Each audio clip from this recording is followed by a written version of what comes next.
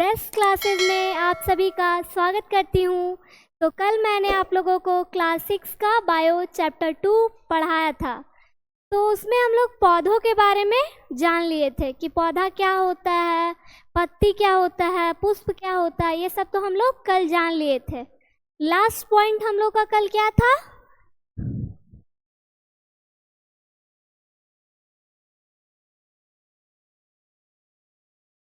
Last point था हम लोग का क्या? रंध्र, स्टोमाटा क्या होता है। ठीक है, तो स्टोमाटा के बारे में हम लोग क्या जाने थे कि पत्तियों में जो छोटे छोटे छिद्र होते हैं उनको हम लोग क्या कहते हैं? रंध्र कहते हैं।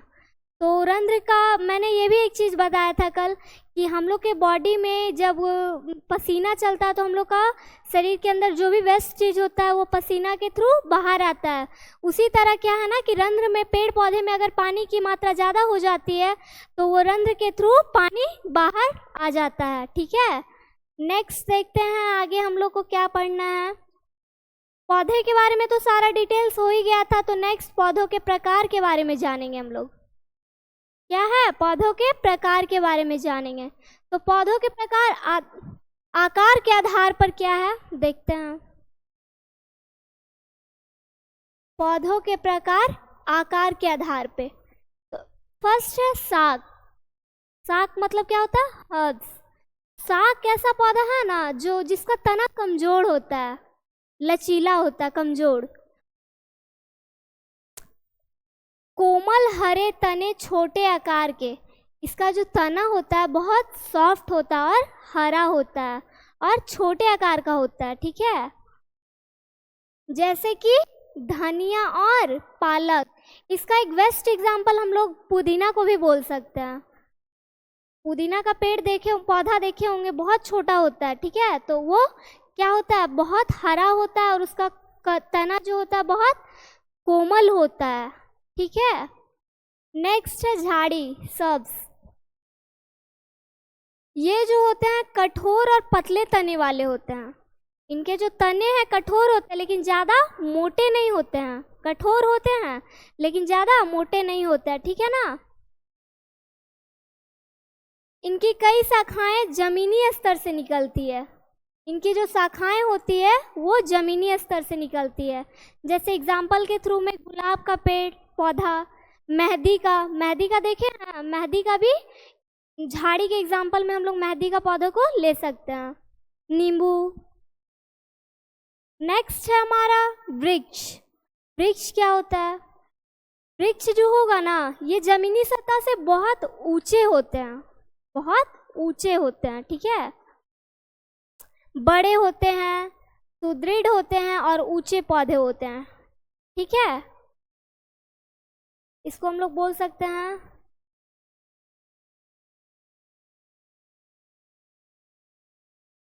जमीनी सतह से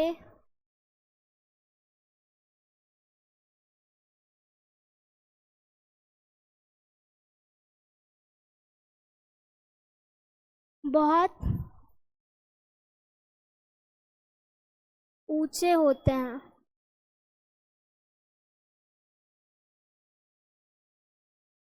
ठीक है, तना मोटा होता है, तना मोटा होता है और इनकी जो शाखाएं होती है ना वो भूरी, गहरी भूरी कलर की होती है, डीप ब्राउन। ठीक है, जैसे अभी आम का सीजन है तो आम का पेड़ वृक्ष के अंदर ही आएगा। आम, पीपल, बरगद सब वृक्ष के अंदर ही आएगा। नीम, और इसकी जो शाखा होती है बहुत ऊपर तक गई होती है। ठीक है,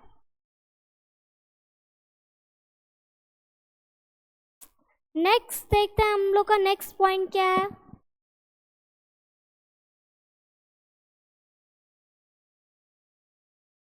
लता। लता क्या होता है किसी को मालूम? देखते हैं क्या है लता।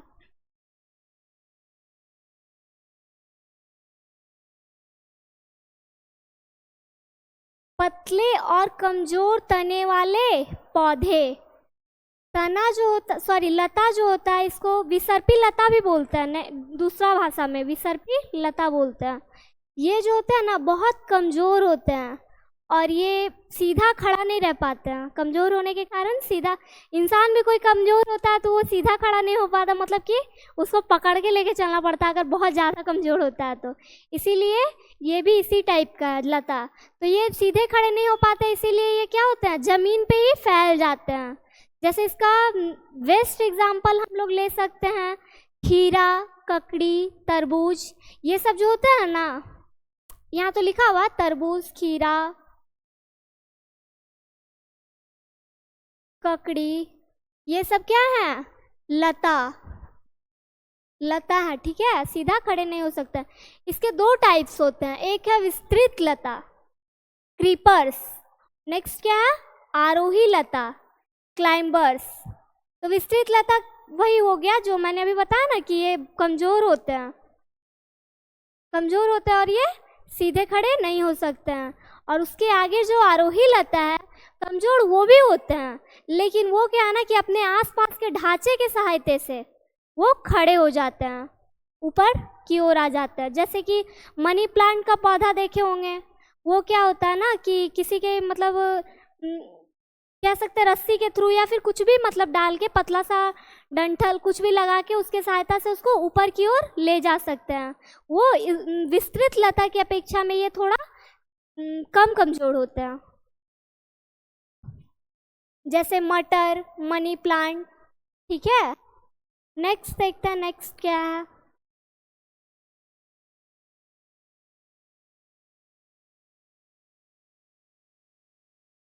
क्षेत्र के आधार पर पौधों का वर्गीकरण।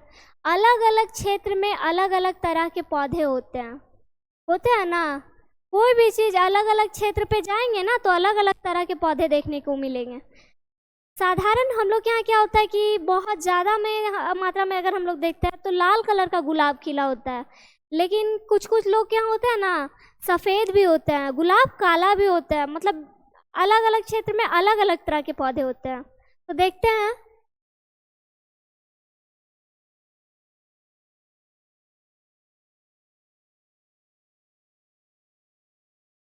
वर्ग, स्थान और उदाहरण एक चार्ट क्रिएट कर लिए हैं ताकि आप लोगों को अच्छे से समझा सके और आप लोगों को अच्छे से समझ आ सके। समझ में आ रहा है ना सबको। एक होता है हाइड्रोफाइट, ये क्या होता है, स्थान इसका क्या है, जल में उगते हैं। इसके लिए एग्जाम्पल क्या है, कमल, कमल देखे होंगे ना जल में खिलते, हाइड्रिला कमल होता है ना, देखे होंगे। एक होता है हेलोफाइट, ये क्या है, दलदली भूमि। दलदली भूमि का मतलब क्या होता है, जहाँ पे आप जाओगे ना तो वहाँ पे आपका पैर मतलब ज़मीनी स्तर में अंदर, ज़मीन के अंदर चला जाए। मिट्टी बहुत नरम होती है, दलदल होता है, दलदल टाइप का, दलदल ये क्षेत्र, वहाँ पे जाएंगे तो आपका पैर नीचे ज़मीन के अंदर चला जाएगा, तो उसी को हम लोग दलदलीय भूमि बोलते हैं। तो उसी में ये हेलोफाइट जो पौधा है वो होता है। इसका एग्जाम्पल क्या होता है, सॉल्ट मार्श, क्या होता है, साल्ट मार्श। नेक्स्ट है मैसोफाइट, मैसोफाइट है जो सामान्य ज़मीन पर होता है, ठीक है। जैसे हम लोग जिस ज़मीन पे खड़ा उसको भी हम लोग बोल सकते हैं सामान्य ज़मीन। यहाँ तो ऐसा नहीं ना कि हम लोग खड़े हैं तो पैर ज़मीन के अंदर चल जाएगा, ऐसा होता तो अभी तक हम अंदर चल गए होते, ऐसा तो नहीं है। यहाँ पे सामान्य ज़मीन है तो हम लोग इसको सामान्य ज़मीन बोल सकते हैं। तो इसका एग्जाम्पल क्या है देखते हैं, मैसोफाइट सामान्य ज़मीन। इसका एग्जाम्पल है गेहूँ, मक्का। अभी तो गेहूँ और मक्का का सीज़न भी है, देखे भी होंगे, अच्छे तरह से आप लोगों को समझ में आ रहा होगा सामान्य ज़मीन का एग्जाम्पल कि गेहूँ और मक्का जो है सामान्य ज़मीन पे उगते हैं। नेक्स्ट है जेरोफाइट, ये जो है शुष्क और रेगिस्तान वाले एरिया में होता है। राजस्थान गए हैं, राजस्थान के साइड क्या है ना कि भूमि सिर्फ बालुई एरिया होती है, तो उसी को हम लोग रेगिस्तान बोल सकते हैं। वहाँ पे क्या, नागफनी का एग्जाम्पल हो गया इसका, नागफनी, यूफोरविया, नागफनी और यूफोरविया इसका बेस्ट एग्जाम्पल हो गया। नेक्स्ट देखते हैं क्या है,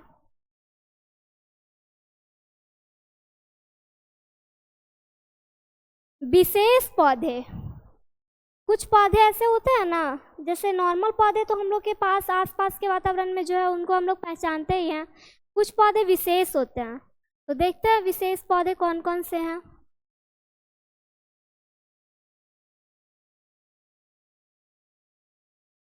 पहला है क्रोटन। क्या है? क्रोटन। ये जो पौधा है खेतों में पानी की आवश्यकता बताती है। ऐसा तो नहीं ना कि हम लोग खेत में मतलब इतना ज़्यादा पानी डाल दें कि पौधा डूब जाए, गल जाए, खराब हो जाए। कितना पानी हम लोग को डालना है, कैसे डालना है, ये हम लोग को पता होना चाहिए ना। तो ये जो पौधा हम लोग को ये बताती है कि खेत में पानी की आवश्यकता बताने वाला पौधा। नेक्स्ट है बरगद। बरगद का पेड़ देखे होंगे सब लोग। इसकी शाखाओं से जड़ें निकलती है, जिन्हें स्तंभ जड़ें कहते हैं। बरगद का पेड़ जो है ना, उनका जो ब्रांच होता है उसी से जड़ निकल जाती है, उसको क्या बोलते हैं? स्तंभ जड़ बोलते हैं। नेक्स्ट है खेजड़ी। आइए आप लोग जानेंगे ना, तो इसके बारे में ऐसे तो मैं भी यहीं पे नोट किया हुआ है। राजस्थान में सबसे अधिक मात्रा में सर्वाधिक खेजड़ी की खेती होती है, राजस्थान में पाया जाता है। कम पानी में ये उगता है।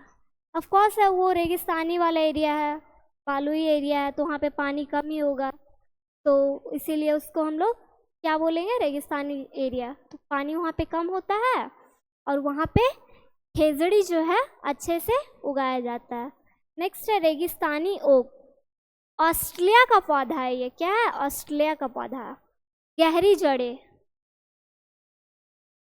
नेक्स्ट है घटपर्णी।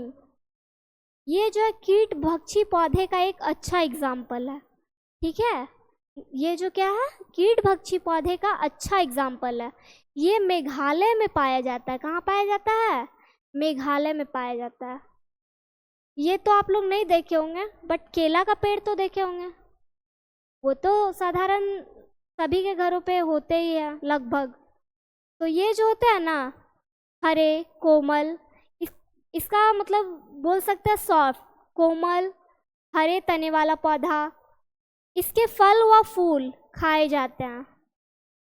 हम लोग के साइड तो फूल का यूज़ नहीं होता है। बंगाल के साइड ना केला का जो फूल होता है ना, उसकी भी सब्जियां बनाई जाती है, उसको सब्जियां के रूप में यूज़ किया जाता है। हम लोग के साइड तो सिर्फ फल ही ज़्यादातर यूज़ किया जाता है। और यहाँ पे तो पत्ते का भी बहुत महत्व होता है ना। पूजन पाठ के सामग्री में हम लोग केले का पत्ते का भी उपयोग करते हैं ना। नेक्स्ट है हमारा कीट भक्षी पौधे। समझ रहे हैं कीट भक्षी पौधे क्या होते हैं? देखते हैं। इंसेक्टिवोर्स प्लांट्स।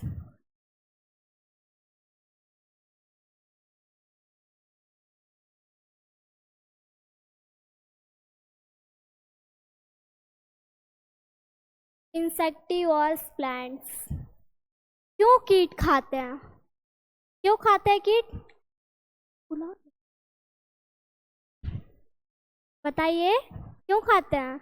जो मिट्टी में नाइट्रोजन की कमी होती है ना, उसको पूरा करने के लिए। क्या करने के लिए? पूरा करने के लिए। मिट्टी में जो नाइट्रोजन की कमी होती है उनको पूरा करने के लिए। इसका एग्जाम्पल मैंने आपको एक पीछे भी बताया था, घटपर्णी बताया था ना, कीट भक्षी के एक बेस्ट एग्जाम्पल हो सकता है। जैसे में क्या है? Drosera, pitcher plant, Nepenthes, utricularia, ये सब क्या है? कीट भक्षी पौधे के उदाहरण हैं। क्या है? कीट भक्षी पौधे के उदाहरण हैं, है ना। समझ में आया सबको? समझ में आ गया ना? देखिए चैप्टर तो मैंने एंड कर दिया, लेकिन अगर किसी के मन में कोई डाउट है, कुछ पूछना चाहते हैं तो पूछ सकते हैं। ठीक है,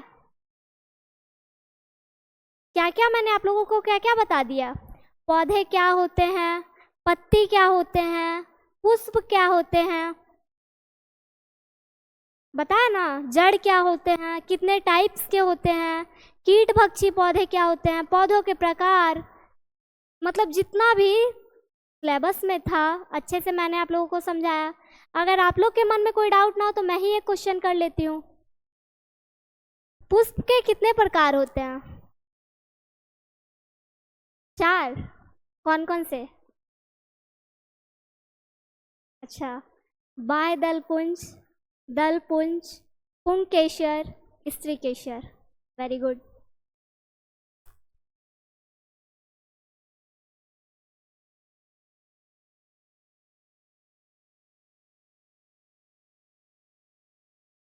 बाय दलपुंज,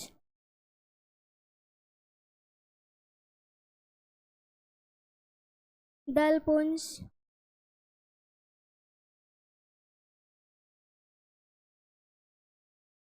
पुंकेशर,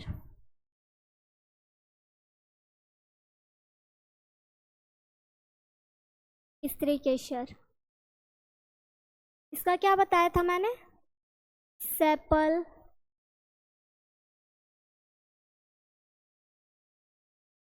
पेटल बताया था ना। इसका था पिस्टिल, सॉरी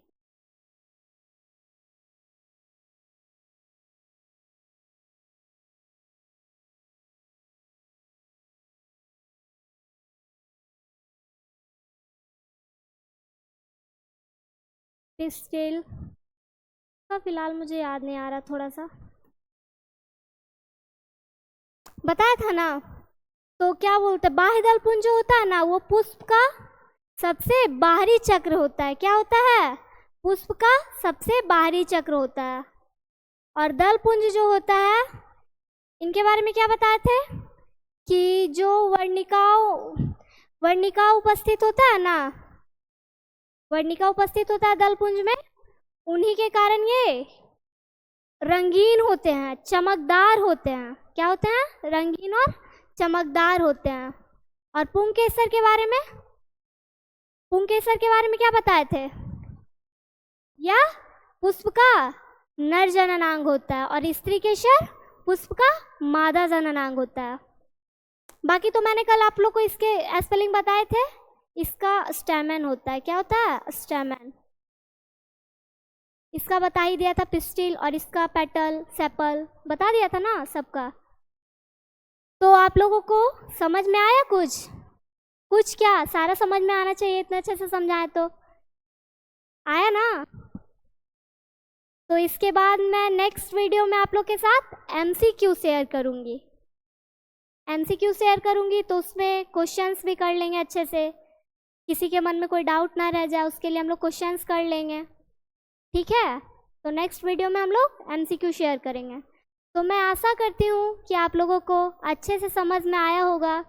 मैंने जो आप लोगों के साथ शेयर किया, बताया, तो वो अच्छे से समझ में आया होगा।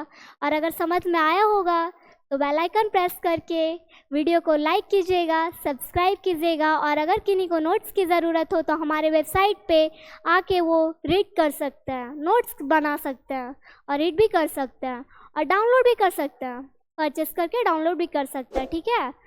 तो ठीक है, इसके आगे हम लोग नेक्स्ट वीडियो में मिलेंगे। जब तक के लिए आप लोग स्वस्थ रहिए, अपने अपने घरों में मस्त रहिए। बाय।